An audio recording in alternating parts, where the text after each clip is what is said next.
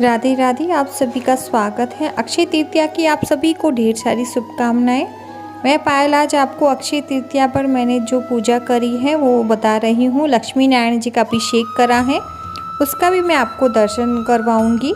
तो देखिए, इस तरह से मैंने लक्ष्मी नारायण जी का अभिषेक करवाना आरंभ कर दिया था। जल में मैंने गुलाब जल, कपूर और गंगा जल डाल दिया था। कच्चे दूध और दही से स्नान करवाया था और चंदन से, पुष्पों से भी अभिषेक करवाया था लक्ष्मी नारायण जी का।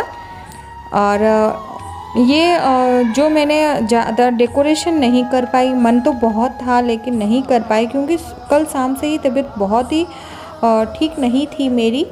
तो सुबह मैंने पूजा करके खाना वाना बनाकर मैं सो गई थी। फिर मैं दोपहर में उठी, घर का बाकी सारा काम करा और उसके बाद में मैंने शाम को लक्ष्मी नारायण जी का अभिषेक करा और इनका श्रृंगार करा और उनको मंदिर में ही स्थापित करके मैंने पूजा अक्षय तृतीया की करी। जो भी मैं सिंपल सी कर पाई वो मैंने सारी पूजा करी और उसी के साथ मैंने लक्ष्मी नारायण जी का खीर का भोग भी लगाया था।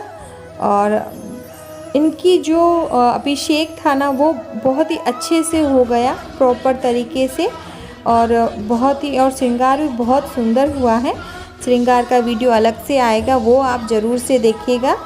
और जो इनका अभिषेक हुआ है ना वो बहुत ही अच्छा हुआ है। बहुत ही, इनका चेहरा देखकर आपको समझ में आ जाएगा कि ये बहुत प्रफुल्लित हुए हैं।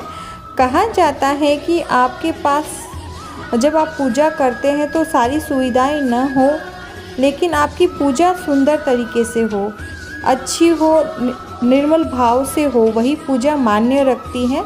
तो मेरी इस बार इस पूजा में यही मेरे भाव ही रहे क्योंकि ज़्यादा कुछ मैं कर नहीं पाई थी। मैंने यहाँ पर लक्ष्मी नारायण जी को आप देख रहे हैं, दूध और दही से मैंने अभिषेक करा है।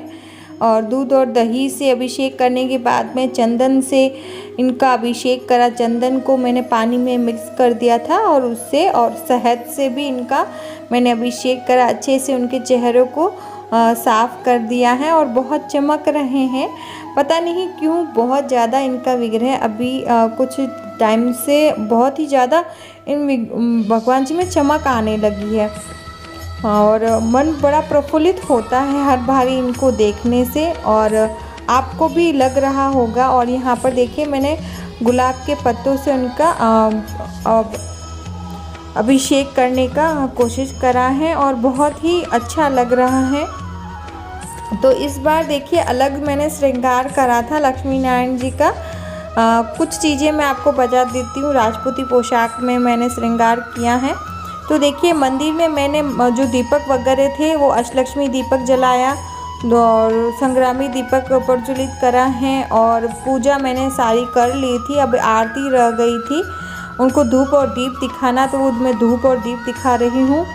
और 2 रंगोली बनाई थी मैंने हल्दी से, कुल देवी प्रसन्न हो इस तरह से मैंने उनकी ये बनाई थी। और इसी के साथ माता को जो भी चीज़ें खुश करती है, जैसे कमल गट्टे हैं, कौड़ी हैं, ये सारी चीज़ें माता के सामने मैंने रखी थी। पतासे का भोग भी माता को लगाया था।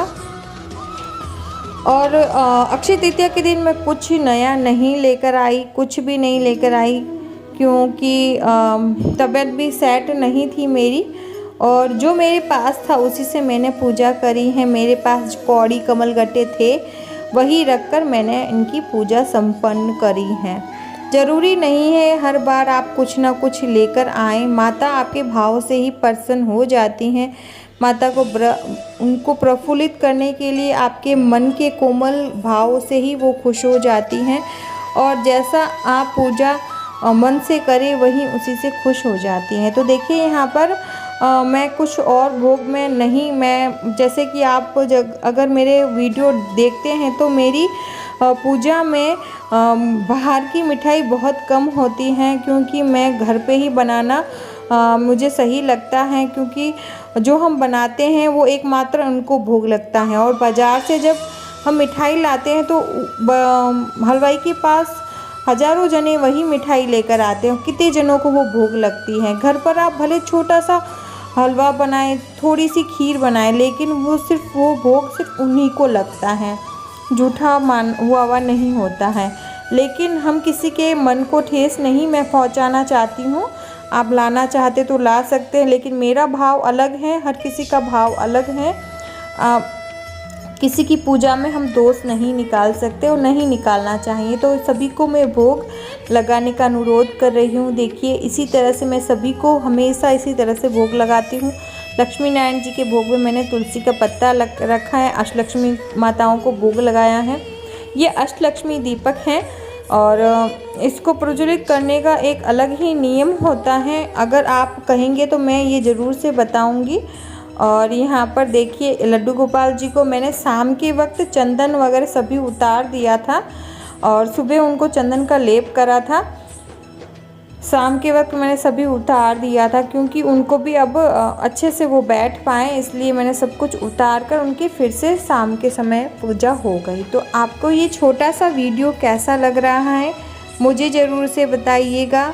और ये वीडियो मैं नज़दीक से दिखाती हूँ मैंने क्या क्या तैयारियाँ करी हैं। तो यहाँ पर देखिए इस तरह से ये कुल स्वामिनी पर्सन हो और इसमें रंगोली है 4 तरह की माता के चरणों के चिन्ह हैं। तो यहाँ पर ये देखिए इस तरह से इनका और मैं दर्शन करवा देती हूँ मेरे श्री हरि के चरणों के। उनके चरणों में मैंने चंदन का लेप करा है और श्रृंगार देखिए इस तरह से हुआ है, बहुत ही प्यारे लग रहे हैं।